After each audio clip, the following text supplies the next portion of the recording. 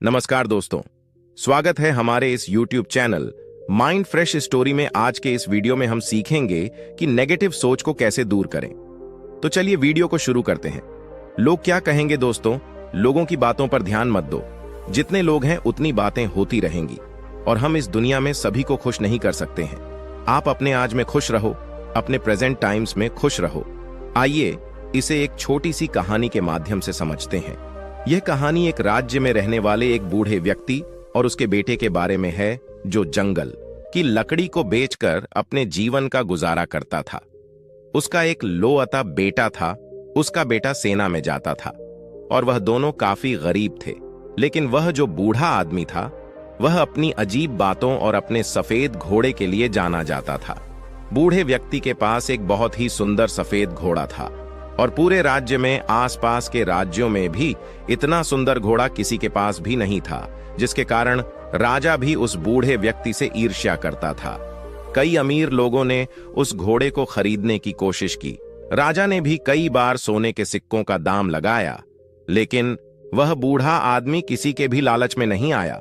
वह बूढ़ा व्यक्ति हर किसी से यही बात कहता था कि यह सिर्फ घोड़ा नहीं है, यह मेरे परिवार का एक सदस्य है, यह कोई संपत्ति नहीं है। मैं पैसे के लालच में आकर अपने परिवार के सदस्य को कभी नहीं बेच सकता। रात का समय हो गया था और वह बूढ़ा आदमी और उसका बेटा दोनों ने खाना खाने के बाद वह लड़का सो गया और उसके पिताजी ढोए को सारा डाल के अपने घर के बाहर अपने बिस्तर पर सो गए। अगली सुबह जब वह बूढ़ा आदमी अस्तबल में घोड़े को लेने गया तो बूढ़े आदमी ने देखा कि घोड़ा अस्तबल में नहीं है। बूढ़े आदमी ने उस घोड़े की बहुत तलाश की, लोगों से भी पूछताछ की, लेकिन उसका घोड़ा कहीं नहीं मिला। वह बूढ़ा आदमी काफी परेशान हो गया था। उसे लगता था कि उसका घोड़ा किसी ने रात में चोरी कर लिया। कुछ समय बाद यह खबर पूरे राज्य में आग की तरह फैल गई। कई लोग वहां आ गए थे और बातें करने लगे, हमें पहले से ही पता था कि किसी दिन घोड़ा चोरी हो जाएगा। यह बूढ़ा आदमी बहुत गरीब और कमजोर है, वह ऐसे अनमोल घोड़े की रक्षा कैसे कर सकता है। उन भीड़ में से एक आदमी ने हंसते हुए कहा, घोड़े के जाने का सदमा आप बर्दाश्त नहीं कर सकते, आपको बहुत दुख हुआ है। वह घोड़े इकलौता आपके कमाई जा जरिया था। आपका इससे बुरा भाग्य और क्या हो सकता है। अगर आप घोड़े को पहले ही राजा को बेच देते तो आपको अच्छी रकम मिल जाती और आप अपना बुढ़ापा आराम से गुजारते। बूढ़े व्यक्ति ने किसी की बात पर कोई जवाब नहीं दिया। उसने बस इत ही कहा, जो कुछ भी है सब ठीक है।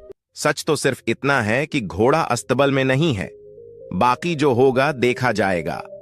इस घटना के करीब 2 महीने के बाद रात को वह बूढ़ा आदमी अकेला अपने घर के दरवाजे पर बैठा था। तभी अचानक रात को घोड़ा वापस आ गया। घोड़े को वापस देखकर वह बूढ़ा आदमी बहुत खुश था। उसने सोचा कि घोड़ा चोरी नहीं हुआ था, वह जंगल में भाग गया था। लेकिन आश्चर्य की बात यह थी कि घोड़े के साथ उस नस्ल के 15 और घोड़े आ गए थे।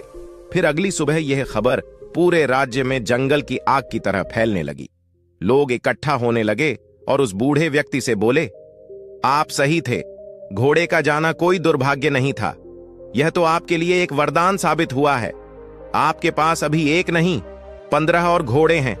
आपकी किस्मत अब बदल चुकी है, अब आप घोड़ों के व्यापारी बन सकते हैं। वह बूढ़ा आदमी शांत रहा और बोला, सच तो यह है कि घोड़े के साथ 15 और घोड़े आ गए हैं। जो कुछ भी है सब ठीक है, आगे जो होगा देखा जाएगा। उस बूढ़े व्यक्ति के बेटे ने जंगली घोड़ों को वश में करना सीखना शुरू किया, लेकिन घोड़े जंगली थे तो जल्दी वश में नहीं आ रहे थे। लेकिन सिर्फ 3 दिन के बाद लड़का जंगली घोड़े पर बैठकर घोड़े को वश में करने का प्रयास कर रहा था, पर वह घोड़े से नीचे गिर गया और उसे काफी जख्म भी लगे थे और उसके पैर की हड्डियां टूट गई। बूढ़े व्यक्ति ने देखा कि उसका बेटा नीचे गिरा पड़ा है और वह दर्द से चिल्ला रहा है, और फिर कुछ लोग उसे वेद जी के पास ले गए। लोग फिर इकट्ठे हुए और दुखी होकर बोले, आपके साथ बहुत बुरी चीजें हुई हैं। 15 घोड़े मिलना कोई आशीर्वाद नहीं था, बल्कि अभिशाप था। आपके इकलौते बेटे का पैर टूट चुका है, अब उसकी शादी कैसे होगी। गरीब आदमी बदकिस्मत है, लेकिन वह बूढ़ा आदमी लोगों की बातों से प्रभावित नहीं हुआ। उस बूढ़े आदमी ने कहा, सच तो यह है कि बेटे ने एक पैर खो दिया है। यह भी सच है कि अब मुझे उसके बुढ़ापे में उसकी मदद करनी होगी। लेकिन जो कुछ भी है सब ठीक है। आगे जो होगा देखा जाएगा।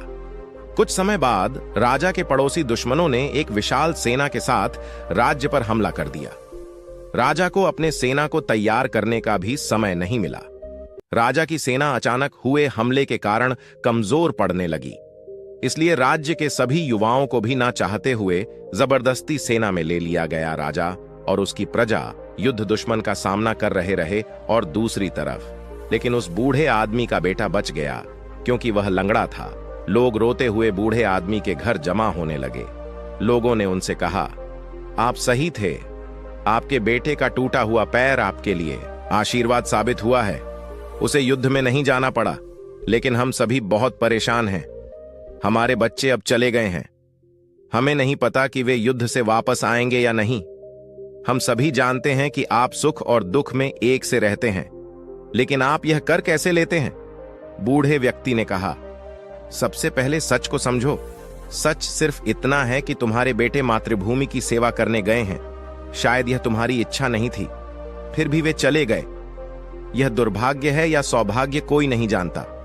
वह आगे बोला, जब तक आप लोग चीजों को अच्छा या बुरा कहने की आदत नहीं छोड़ेंगे, तब तक आप परेशान होते रहेंगे। भाग्य की देखभाल क्यों करनी है? अगर करना ही है तो अपने कार्यों का ध्यान रखें, अपने विचारों का ध्यान रखें और खुशी से जीवन जीते रहे। लाभ हानि भाग्य, यह जीवन के छोटे से छोटे हिस्से हैं। जिस तरह आप एक लाइन को पढ़कर पूरी किताब नहीं समझ सकते, उसी तरह आप एक घटना के आधार पर यह कैसे तय कर सकते हैं कि जीवन अच्छा है या बुरा, जो हमारे नियंत्रण में नहीं है। हम उसके बारे में राय बनाते हैं और अर्थहीन निर्णय देकर परेशान हो जाते हैं। जीवन की छोटी छोटी घटनाओं के बारे में निष्कर्ष निकालने के बजाय वर्तमान पल में रहे। जीवन इसी वर्तमान में है। खुश रहे और अपना काम करते रहे। आपको इस बात पर ध्यान देने की जरूरत नहीं है कि लोग क्या कहते हैं, भले ही वे आपके बारे में अच्छा या बुरा बोल रहे हों। यदि आप इस बात पर ध्यान देते हैं कि लोग क्या कहते हैं, तो आपका मन अपने आप बेचैन होने लगता है। इसलिए आपको अपने जीवन के महत्वपूर्ण कार्यों पर ध्यान देना चाहिए, जो आपको हमेशा आंतरिक खुशी देगा।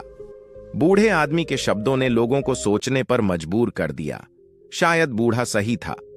लोगों को अपने बेटों की फिक्र तो थी, लेकिन अब उन्हें यह उम्मीद भी थी कि वह युद्ध जीतकर वापस जरूर आएंगे।